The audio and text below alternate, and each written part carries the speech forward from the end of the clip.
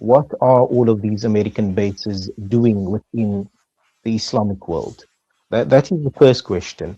And I think when we look at the realities that the region, West Asia, has faced, the Muslim world has faced over the decades, it is primarily because of this presence of the American forces within the region.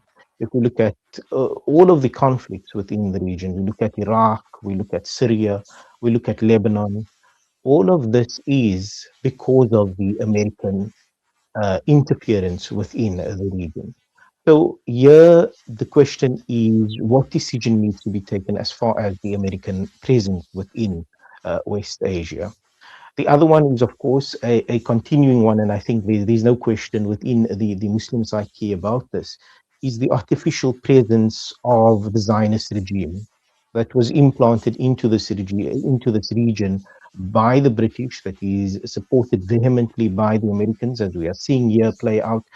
Many saying, even in the US, that the US is here fighting a war on behalf of Israel, that it's no longer America first, it is Israel first.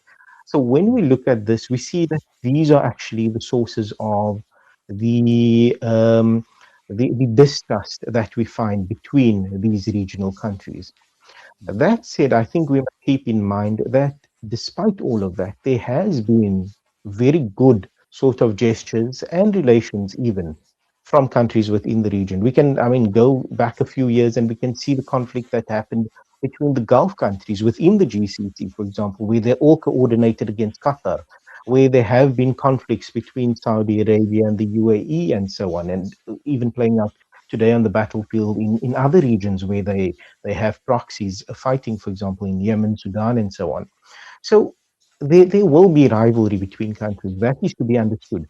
But despite all of that, the Saudis and the Iranians have signed, for example, a major understanding that was, of course, brokered by the